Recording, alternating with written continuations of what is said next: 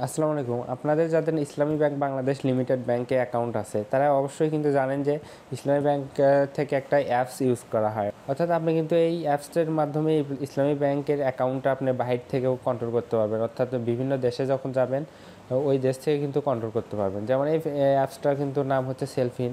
তো এটা কিন্তু অনেকেই ইউজ করে থাকে। তো ইউজ করার ক্ষেত্রে অনেকেই কিন্তু একটা প্রবলেম ফেস করে। যেমন দেখেন, আমি এখানে প্রবেশ করলাম এই যে ব্যাংক অ্যাকাউন্টে। এখানে আসার পরে আমি আমার অ্যাকাউন্টের উপরে ক্লিক করলাম। দেখেন এখানে কিন্তু লেখা আছে সিবিএস অ্যাকাউন্ট নট অ্যাক্টিভ, এই লেখাটা কিন্তু আসছে। কীভাবে এটা সমাধান করবেন আমি এটা নিয়ে কথা বলবো। তো ভিডিওটা শুরু করা যাক।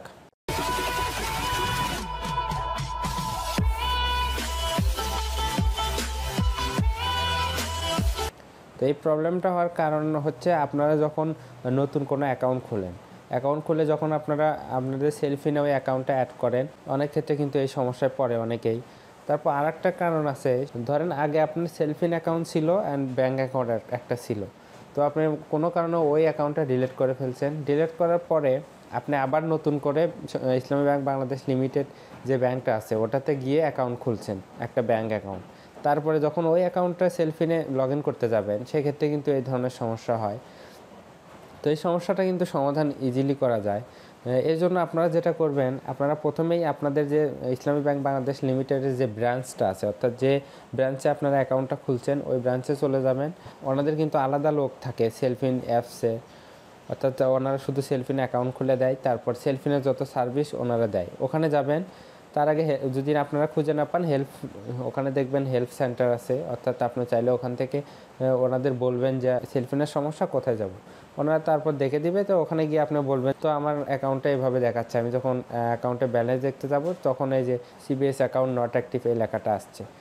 তখন ওনারা আপনাকে কি বলবে, আপনাকে একটা ফর্ম দিবে। আপনাকে ফর্মটা দেওয়ার পরে আপনি ফর্মটা এই যে এতটুকু পূরণ করবেন, ওনারা কিন্তু বলে দেবে যে এতটুকু পূরণ করো। সেক্ষেত্রে আপনাদের সেলফিনের নাম্বারটা চাবে, ব্যাঙ্ক অ্যাকাউন্ট নাম্বার চাবে, আপনার একটা সিগনেচার চাবে, তারপর সেলফিন অ্যাকাউন্টে যে নাম্বারটা দেওয়া আছে ওটাও চাবে। তো এগুলো আপনারা লিখে দিবেন, লিখে জমা দিবেন। জমা দেওয়ার সাথে সাথে ওনারা কিন্তু আপনাদের অ্যাকাউন্টটা ঠিক করে দিবে।